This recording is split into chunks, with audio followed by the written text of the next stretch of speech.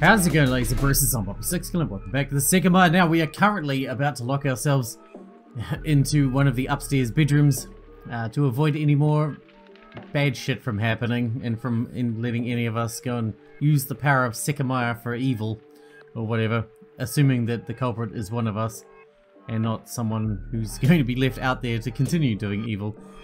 But we'll find out. It is probably the best choice, to be fair, but at the moment we're all being patted down to make sure that we're not hiding anything by Sai, which is funny because Sai is obviously the most suspicious motherfucker in the land. Anyway, let's go around, shall we? Shinoya volunteered to be patted down. She enjoys a good pat down every now and then. In her case, nothing was found in her clothes. Her purse is almost empty and only contained a wallet. 2 of the 3 tickets we'd bought for the event, our personal identification to match the tickets, and the key to my house. Akudo was next. In the same way, his inspection was handled quickly, and once again, personal keys, his identification, and his own entrance ticket we all found on him. It wasn't surprising, as the same kind of body search would also be performed before entering the tower. Alright, done. Finally, I don't mean to suspect you, Edina, but ignoring you would defeat the purpose of what we're trying to accomplish. I know, that's fine. She moved ahead. Usually it would have been worth considering that the person who had proposed the arrangement might have had a secret reason, but I knew Edina had been genuine. So I had made sure that she hadn't been concealing anything, and by letting us know that her purse was clean as well, he put an end to our last measure. Personal keys and identification had also been found in her purse. We were specifically searching for hidden keys, so even though it was normal, we all possessed ours, so I made sure to confirm that their shape didn't match the bedroom doors. Good, this went well. Now, doing what I explained should be easy. Since nobody had any complaints, I took one screwdriver out of the drawer and compared it with the screws keeping the door's handle attached. It'll work. It's not a perfect match, but it'll definitely suffice. We wanted to hide the key and outer handles outside, right? There's not much of a point to it since the chain will prevent anyone from entering, but can you think of a good place to hide it? I feel that under the carpet of the bathroom should be enough. As you said, it's not too important. Regarding the handle, there is no great spot that comes to mind, and it'd be pointless to think of one. The attic's full of removable handles, so the culprit could easily unscrew one and use it on the door if they really wanted to open it. In case that happens, we have the chain to rely on. That sounds fine, yeah. From the hallway, we clearly saw Sai leaving the key under the carpet without any kind of trick involved. There it is, only one thing to do then. We all moved back inside. With the big screwdriver, I removed the 4 door screws of the inner handle, which fell into my hands. It'd be great if we could use this on the storeroom door. We should all get ready to face the consequences of this. Don't be surprised if Ashiya blows this mere action out of proportion. We get it, that's fine. They can do what they want. I unscrewed the outer handle too and left both of them under the bed of the opposite bedroom. In the door, only one hole became visible, as the keyhole wasn't found on the handles themselves. I made sure that the door couldn't be opened through the hole. A very short metallic metal cylinder was poking out, but it was incredibly tight and we weren't going to be able to turn it from the inside. When I was certain, I asked one last time. Okay, this is it. If I close this door, we won't be able to open it again. Any final objection? I looked at the 5 of them. Who knew that what their next 6 hours would be like? Nobody opened their mouth, so I proceeded with the most important action. Slowly I pushed the door forward. There was no friction against the floor, so I kept applying force until it satisfyingly set into place. We sealed ourselves in. Surprisingly, it had taken a fair amount of concord, and it was clear that, being originally Edina's request, nobody had wanted to go against it. Any regrets were no longer meaningful. As the icing on the cake, we set the chain. I attempted to pull the door inward and push it outward, and as expected, it didn't budge. It had become a barrier from both sides, and the only way to unlock it would be letting the police know where we'd left the key and detaching the chain for them. Cooperation from both sides was needed. Those chains are not strong at all. Like, I've got one on my front door, and you could literally just shove the door open and it would snap the chain. They're fucking pathetic.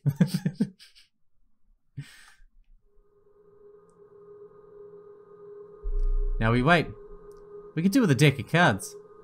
We don't have any. So just try to stay still and quiet for once. You've been enough of a handful for one day. Katai, there's a lot of resentment within you. How does it feel to know that after we wait for 6 hours you're going straight to prison? I haven't done anything, so that won't happen. Well, Ashiya doesn't seem to think the same, remember? Wasn't your authority revoked? What's the time? 15:08. You might as well go to sleep. We got beds. We got 6 hours to kill. Man, have a sleep. Did nothing else happen to your watch? Seems like it's still working fine. Excuse me? Oh, you know that? Yeah, we fixed it earlier. What? Yes, while we were waiting in the lobby before you two appeared. What? He didn't know? Sai asked me if I had any lithium batteries because his watch wasn't working. He didn't mention that part when he told you what had happened, but it was insignificant. That's right. How did you know that, Atsuki? I wasn't talking about that. It didn't work once before that point. You're still claiming that wasn't you, right? Probably, since I don't know what you're talking about. It was convenient that Katai had the right type of battery in the security room. What time and date was displayed when you changed the battery? Some minutes earlier, the time shown on the computer, which is when it must have stopped working. Then I synced it properly again. Is that so? I don't know what you're talking about, but I bet Sai failed to look innocent again, right? Yep. Your irony knows no limits. Are you already thinking about how you'll lie to the police? Stop, we decided to stay here to end these discussions. I know. We're already locked in though, so I have to rub it in Katai's face. I bet he's crying internally since his plan can't be finished now. But Katai was right. So I had noticed his watch had stopped working again, so, like I had done, he had asked for lithium batteries. There was further indication that he remembered the time that he and I had fixed the watch. I'll go up and wait there. Before the conversation snowballed again, Edina was the one who stopped Sai. To get as far from the door as possible, she chose to go rest on the upper partition. I knew that the illusion of the tranquility was well achieved there, so, taking advantage of her opening, I decided to follow her. We will too. Separating ourselves into 2 groups of 3 will be the best way to utilise the space. Taking my cue, Shiroya went up with me. It seemed that Edina wanted to distance ourselves from the commotion that Sai and Katai continued to spawn. So by claiming the upstairs area for ourselves, we at least had a chance to remain unbothered for a long time. Don't you think it would make more sense to split them up? Have one of them go upstairs and one stay down here? Leaving them together is a recipe for disaster, man. Edina was sitting on a bed. She didn't pay much attention to our presence, so we silently sat on the opposite one. Although 6 hours still had to pass, I promptly realised that I was still very tired. It was possible I could fast forward to 9 o'clock. We closed the hatch that separated the 2 partitions, so we couldn't hear the people under us. If they decided to keep arguing with moderate voices, we wouldn't hear it. It was time to disconnect. I'd been actively trying to piece everything together, but after choosing to abandon that, only time would force me to go back, in the case that something horrible awaited us at the end of the road. At least, that was what I'd been ready to accept. You two didn't do anything to Isla, right? Taking both of us by surprise, Edina broke the silence she had set up. We raised our heads to see her deep eyes peering at us. Absolutely not. We were sleeping in our other bedroom when everything happened. Is it possible one of you left while the other was sleeping? There's no way that happened.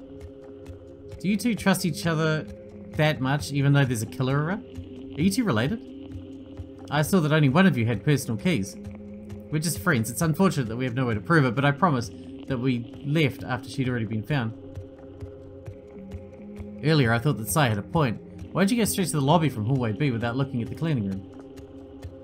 That'd been my mistake. I should have acted as if we'd already seen the cart and the missing Sekimeiya, but without a second thought I tried to appear surprised to make it seem like we'd never entered the room and couldn't have hidden it. It might sound iffy, but what we said earlier was the truth. We went to the bathroom and then checked the event room and the lobby, where we thought the people could be. Then is Katai the only person who could have done it? Him? Right, a lot of things regarding his whereabouts still don't make sense, but it shouldn't be that straightforward. It could have been an accident caused by the Sekimeiya. It was no accident. Isla saw something inside that cabinet, so she must have been lured there. Katai could have made it disappear. He's known about the Sekimeiya for longer than any of us. Then, he appeared before us, after he left Isla's body in the cabinet. You two have experienced what the Sekimeiya does, but I don't know how to think about it. It's possible that she was sent to the cabinet from the future, right? Isn't that similar to something you said a while ago? If that happened, it could have been anyone.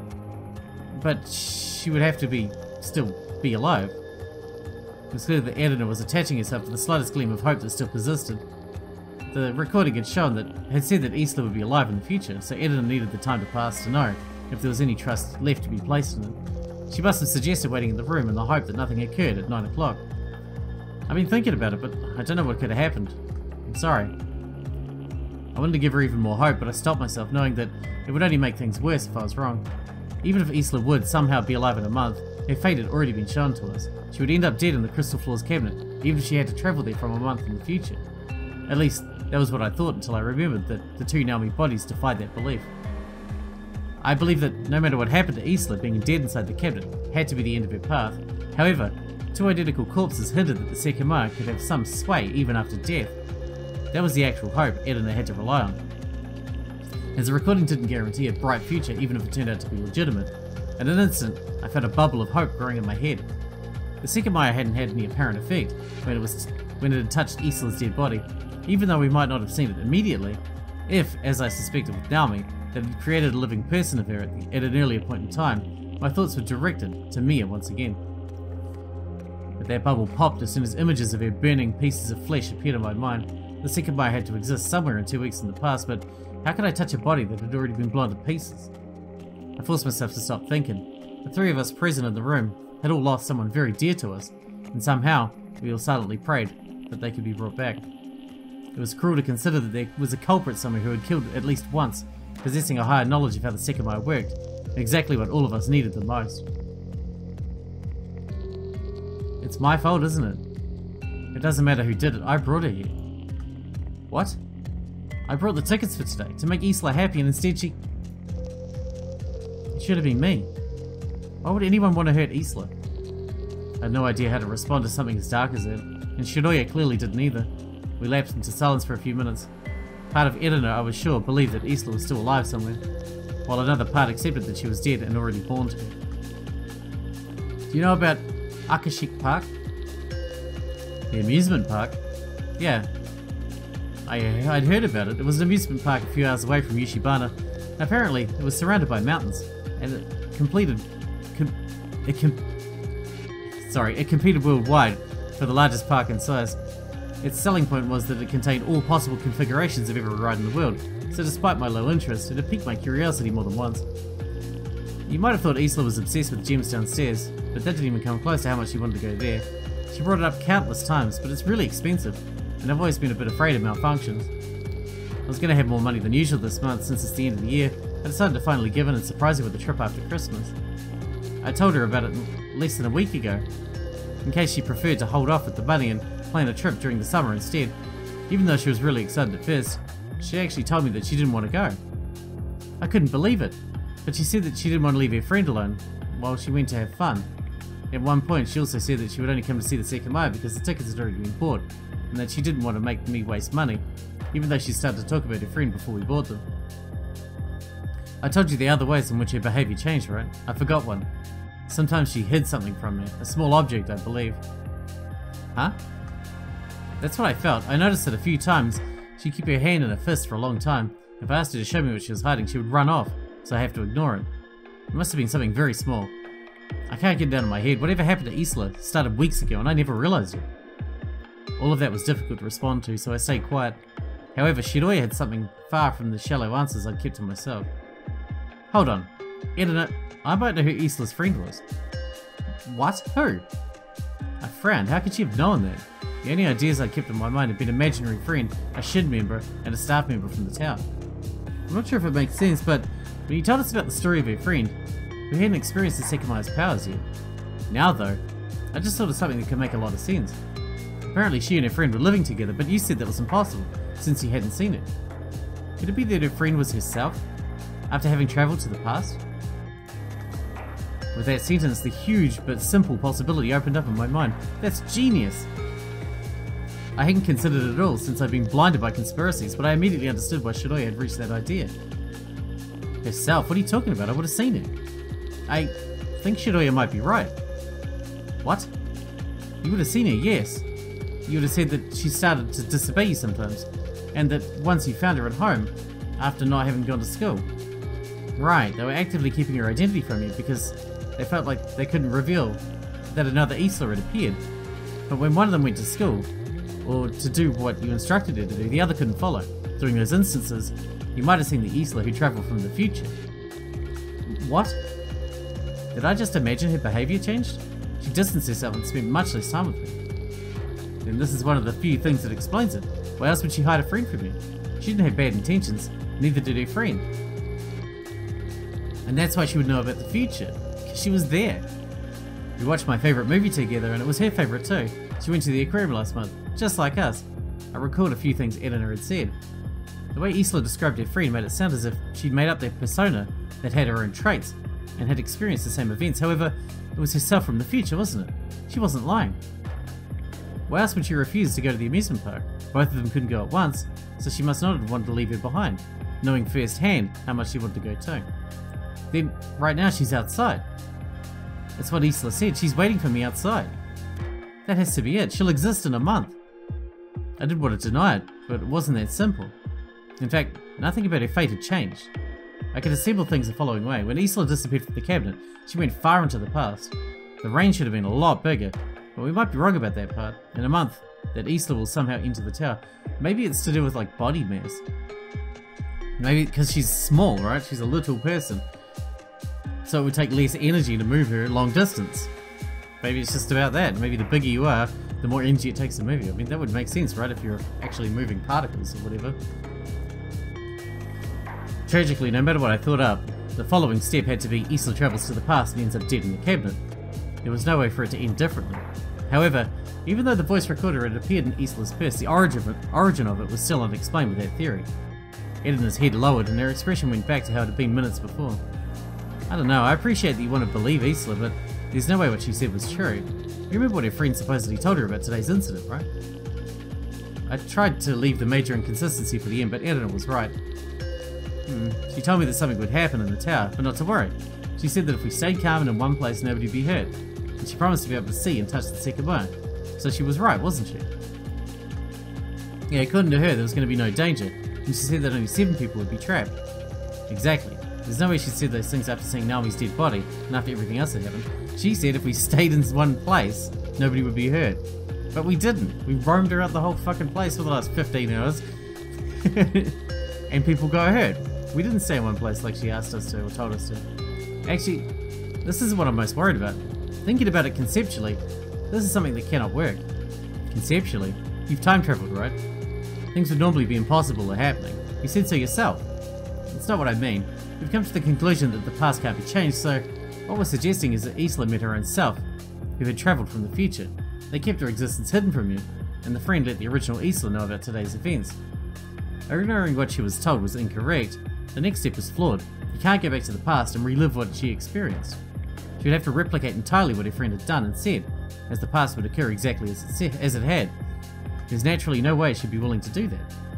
Isla said they'd been hanging out a lot, so as I said, conceptually it's incredibly unreasonable to think that she spent the time as her friend knowing how everything would play out. You saw her once, when she hadn't gone to school, which should have been an impossibility since she would have known you would see her, and she would have avoided that. I see, you're right, it's not possible. I hadn't seen it like that. I still don't understand why we've come to the conclusion that the past can't be changed. Except for that one time when he finally got the balls up to go to the door and the door slammed in his face. Which might have happened anyway. And after that he just gave up. He's like, oh well, past can't be changed, fuck it. It's not that fucking simple. Everything we think about goes back to the same thought. We don't really understand how the Sekimeiya works. We can't say it's not possible, but the way we're currently thinking about it, it can't function. I've made up arbitrary rules to explain a few things that have occurred, but as long as they work, we can't discard them. If travelling so long to the past made Isla's memory fuzzy, for example, she might not have remembered the time she'd spent with herself. From her perspective, that would have been happening for the first time, so she would have acted on her own without being aware that she was repeating everything. She would have also misremembered what had occurred today and given Isla false information that she trusted completely. Alright, thank you. Instead of continuing, Edna turned around and lay on the bed while Shidori and I looked lost. Her idea had a lot of promise, but it appeared ultimately impossible until we had more information.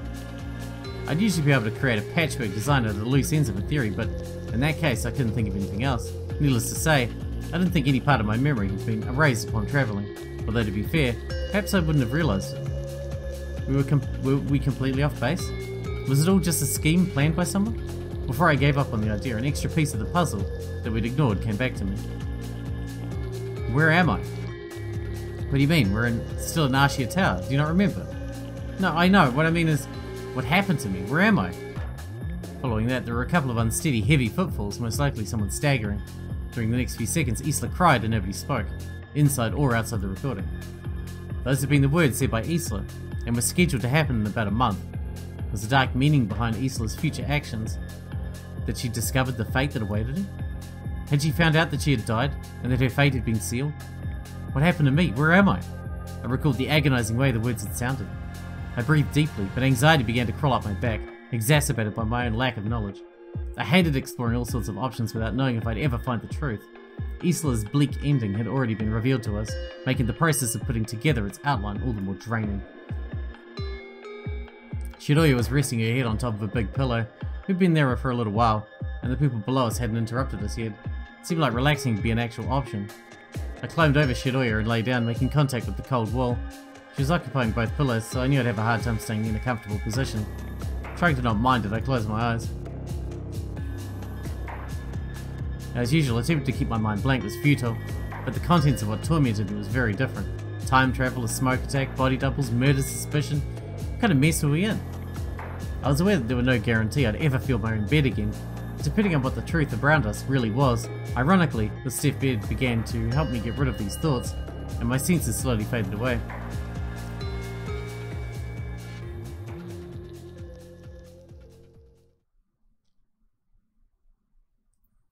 And now we wait and see what happens in a week? No, a day, a month, 6 hours. Nobody moved for many minutes. Atsuki, who do you think you are? I was about to lose touch with reality when a sound brought me back to my surroundings. The three of us were startled simultaneously and looked at the hatch that had just opened. Huh? What? Kitai appeared through the hatch with a dour expression. Since he'd addressed me, I tried to stand up, but I could only support my torso with an arm. Atsuki, did you really think you could get out of this with simple threats? Those will not work on me. So, once we make it out, you can say goodbye to your normal life. I couldn't comprehend a word of what he was saying. He sat on the bed and put his face really close to mine.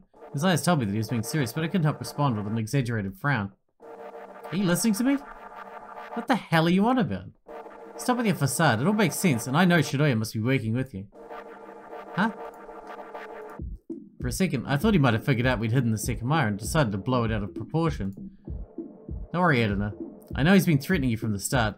We're all locked up here, so now he can't pull one of his tricks. Earlier, when I left the lobby, you were who followed me, not Sai. However, you made the others cover for you. That wasn't a smart move, idiot. I didn't realize that everything was a fabrication. You killed the first Naomi and had everyone else lie about it. That's why you made up the elevator noise, to frame me or someone else. Are you fucking out of your mind? Why would I want to frame you if everyone else was covering for me? Don't try to change the facts. When the second Naomi died conveniently, I ended up on floor 6 while you and everyone else you'd threatened were under me. That's why you could all act as if you had an alibi for her death. You knew about the attic key. It had been here already. You could have had every key from the beginning. Right, how did I ignore such suspicious behavior? You and Shiroya left the attic and didn't come back for 50 minutes, and then the Sekimeiya had mysteriously disappeared. However, you instructed Sai to immediately act suspiciously as soon as we went down to divert my attention. Despite everything that had occurred, my bewilderment thus far couldn't compare to what I felt from the words I was hearing. And then Isla died. You were behind that, right? You tried to make us believe that you were sleeping as it happened. How did I swallow that lie? Shiroya found the hidden passage in the storeroom. How was I so stupid? You were about to use it. Before showing up in the lobby, you came from hallway B, but you were too stupid to appear from hallway A after removing the Sekimeiya from the cleaning room. No wonder you sided with Edina and wanted everyone to stay locked in here. After all, you'd hidden the Sekimeiya and could safely sleep like you're doing just now. Did you actually think any of this would work? This man has lost his fucking mind. Are you just fucking around or are you really this dumb? I suppose you'll not give up. You two are the culprits behind this incident. Why were you in the first group of the guided visit when you show no interest in the gems? Now that I've learned about it, you must confess. I know you didn't attempt to threaten me individually, since I work here and there's no way I'd give in to you. I'm having a hard time following. Do you actually believe what you're saying? Katai's face had shifted. I couldn't understand what was happening. I never thought you were brilliant, but this is ridiculous. There are some huge inconsistencies within everything you just said. But what has gotten into you? Instead of replying, he looked at Edina. Upon seeing that she didn't immediately corroborate his story, he breathed faintly to keep calm. I'm serious, tell me, did you just think all about this and come here thinking that you'd crack the mystery? I discarded a few theories earlier because they relied on you being completely brainless, but now I should reconsider them. Once again, he decided to remain quiet. Then he retraced his steps and looked through the hatch. My perception of him had been changing as time advanced, but it had suddenly taken a significant turn. I still hadn't processed a few things he said. He's been all too ready to start fucking throwing the blame game around, you know? What the hell? That son of a bitch! It was time to stand up. I moved first since Katai had forcefully changed my mood. I walked up to him and ignoring his awkwardly placed body, I kneeled down trying to understand what he was looking at. What? There's no way. Sai and Arcado went there. From the hatch I could see the entire lower partition devoid of any human presence. Where are they? They couldn't have left. I went down the ladder. They weren't in the wardrobe or under the bed. Countless questions hammered from inside my head, but I immediately went to check the door. The chain isn't set. I said that out loud to inform the others who still remained upstairs. I attempted to get the door to open, but it was still locked in place. I don't get it, how'd they do it? It must have been 3:30. I doubted we'd been in the bedroom for more than 25 minutes. No matter what had happened, it was clear that a relaxing time wasn't what awaited us. Well, I knew that was going to happen. At first, Sai began telling me that you'd threatened him, and went into detail saying how you'd managed to accomplish everything. But you know Sai's a liar, you fucking moron. He really is a dumb bastard, isn't he? Come on. He knows as well as everybody else that Sai's full of shit. I didn't believe him at all, but he started to make some compelling arguments. It was Sai though, so I didn't take him seriously. However, even though Arcado had been looking at him with skepticism from the start, after a while he confirmed Sai's story and gave us his version. He said he'd threatened him too, and that Edina had fallen victim as well. I'm sorry, but at the time everything was pieced together and I truly believed them. This is too much. You're saying they escaped after you went through the hatch. I don't know how, but yes. I had no idea what was happening. Leaving should have been impossible, let alone in such a short time. Both of them must have wanted you to go up so that they could leave without being seen. And your stupidity was the perfect base for them to work, like flour in a cake. Maybe the lock could have been forced with something like a card, but it would have taken a long time. There's no way they could have escaped in less than a minute. The chain isn't set, so they definitely left through the door. Would they have not heard it if they'd forced it open? Maybe it was removed as a trick to make us think they used the door. I hated that feeling. We'd been shoved into another mystery without solving anything, and Sai's plan had worked. Additionally, it appeared that Arcado was working with him to create a story in which I'd been the main culprit. We would have left eventually, but the notion that nobody would be able to go back to the past if we'd stayed there was already obsolete. It had become possible for Sai and Arcado to appear in the past, if that was part of their intent. And we know Sai goes to the past already. Even though Edina hadn't reacted strongly, there was an important implication. Sai and Arcado would work together, so they could have orchestrated the recording if they worked with Isla, or threatened her. Does it even matter? This is the logic Sai used when Shiroya and I left the attic. If something happens, it'll be their fault. Can we not apply it now? Admittedly, I was tired and my body demanded me to sleep again. You're crazy, they played us like this? They played you. Do you want to break the door open? We agreed to stay here until the police came, and now we've learned who the culprits were. They must have had a goal in mind, and it's very likely they've accomplished it already. You can go search for them if you think that'll do anything. I was exhausted. I let my body fall onto the bed at my side and disconnected from the conversation. Katai began knocking on the door and yelling. I didn't know what to think, as I couldn't bring myself to completely trust the story.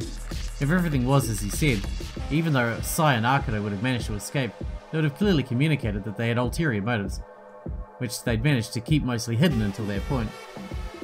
However, they might have also indicated how much they needed to get out. Should we try to leave? They were probably hoping we'd stay here after their escape, which is what they blatantly did, so I don't want to. I'm not sure what Arcado's deal is, but if Sai had been the one to escape, I would have thought that his motive was to make us chase after him and to undo the bedroom lock. If they're still in the tower, there's not much they can do. They can go to the past or hide the Sekimeiya, but they'll still be trapped in here. Even if they went far back enough to exit the tower, there's no reason for us to chase them. But what if one of them has the handle to the hidden exit? Then they can exit with the Sekimeiya. Who cares? Not our problem. Then they're already gone. However, if they could open it, they would have done that early. They could have figured out a way to open the door after they found it. Katai sighed in exasperation and set the chain again.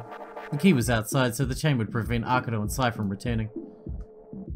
Why is the culprit hiding the Sekimeiya if we'll be able to find it? That recurring question felt similar to our present situation.